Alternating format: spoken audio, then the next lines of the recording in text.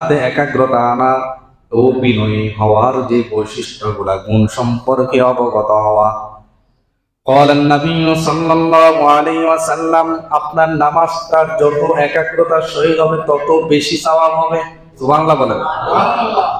মা লিইমরিহিম মুসলিমিন তাহদুরুহু সালাতুন মাকতুবাতুন ফায়ুহসিনু দুআহা ওয়া খুশুআহা ওয়া রুকুআহা ইল্লা কানাত কাফফারাতান লিমা ক্বাবলাহা মিনাজ যুনুবি মা লাম ইউতি কাবীরাতান ওয়া যালিকা আদ-দাহর কুল্লাহু। সুবহানাল্লাহ বলেন।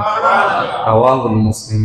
আল্লাহর নবী বলেন, কোন আল্লাহর বান্দা যদি এক ওয়াক্ত নামাজ যদি আদায় করে আর ওই মুহূর্তে যদি অন্য কোনো গুনাহ যদি না করে, আর এক ওয়াক্ত নামাজ পড়ার যে সময়টা, এই সময়টা তার গুনাহের জন্য কাফফারা হয়ে যাবে।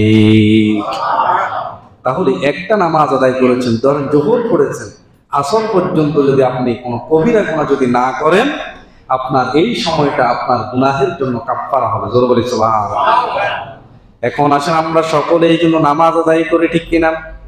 নামাজের কিন্তু সঠিক ভাবে যদি না হয় সওয়াব কিন্তু সঠিকভাবে পাবেন না, ঠিক কিনা? যখন আমরা একটা চাকরি করি, যখন ডিউটিটা যখন আপনি পরিপূর্ণ আদায় করেন, বেতনটাও কিন্তু সঠিকভাবেই দেওয়া হয়, ঠিক কিনা? যদি ডিউটির মধ্যে যদি সুন্দরভাবে যদি না আদায় করেন, বেতনও কিন্তু ঠিক মতো দেয় না, ঠিক না বেঠিক? এখন আসেন আমরা সকলেই নামাজ আদায় করে কিন্তু সওয়াবের বিষয়ে কিন্তু সবাই কিন্তু একরকম পাই না। এখানে যদি 1000 মানুষ যদি নামাজ আদায় করে, সকলের সওয়াব কিন্তু এক বরাবর হবে না। যার ইখলাস যত বেশি তার সওয়াবটাও হবে তত বেশি। খেয়াল করে শুনেন, হাদিসটা মৃত্যু পর্যন্ত মনে রাখবেন।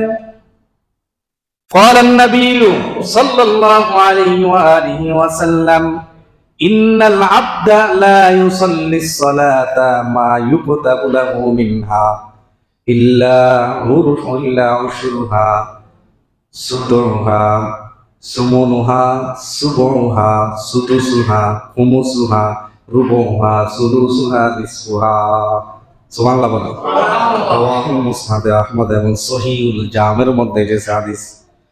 আল্লাহর নবী বলেন, যখন কোন বান্দা নামাজ আদায় করে তখন সে সালাতের পূর্ণ সওয়াব পায় না, বরঞ্চ সে 1/10, 1/9, 1/8, 1/7, 1/6, 1/5,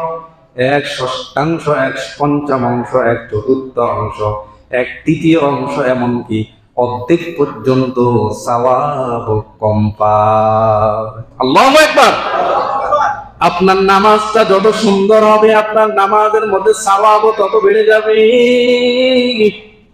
আল্লাহর নবী বলেন, উম্মত, কাহারো নামাজের মধ্যে 1/10 সওয়াব হয়, কাহারো 1/9, কাহারো 1/8, কেউ 1/6, কাহারো 1/5, কাহারো 1/3, কাহারো এমন কি হয়ে যায় তার নামাজের মধ্যে অর্ধেক সমান সওয়াব হয়। তাহলে নামাজের সওয়াব বেশি পেতে হলে একাগ্রতার দরকার আছে না নাই? আপনার নামাজ যত সুন্দর হবে, আপনার সওয়াব তত বেশি হবে। জোরে বলি সুবহানাল্লাহ। আর নামাজ পড়লে কি লাভ হয়? ইন্নাল আবরাদা ইযা কামা ইউসাল্লি উতিয়া বিযুনুবি ফাজুইলাত على راسه وعاتقيه فكلما ركع وسجد سقطت عنه। رواه البيهقي সুনান কুবরা। বাইহাকি শরীফের মধ্যে রাসূল আকরাম সাল্লাল্লাহু আলাইহি ওয়াসাল্লাম বলেন, কোন আল্লাহর বান্দা যখন নামাজের মধ্যে দাঁড়ায় যায় তখন পাপসমূহকে তার সামনে উপস্থিত করা হয়, পাপসমূহ তার মাথা এবং কাঁধের উপরে রাখা হয়। সুবহানাল্লাহ বলেন। আপনি যে গুনাহ করেছেন ওগুলাকে আপনার মাথার উপরে রাখা হয় এবং কাঁধের উপরে রাখা হয়। তারপরে যখন বান্দাটা রুকু এবং সিজদা করে তখন ওই পাপগুলা, ওই গুনাহগুলা ঝরে যায়। এত আস্তে বললেন সুবহানাল্লাহ। আরেকটু জোরে বলেন সুবহানাল্লাহ। যখন আপনি নামাজের মধ্যে দাঁড়ায় যান, আপনার পাপ গুলাকে মাথার উপরে রেখে দেন, কাঁধের উপরে রেখে দেন।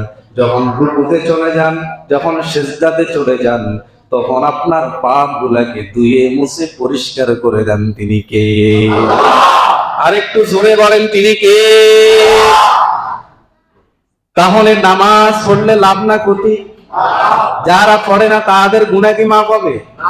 নামাজ পড়েন, নামাজ পড়লে আপনার গুনাহগুলোকে মাফ করে দিবেন। তিনি কে?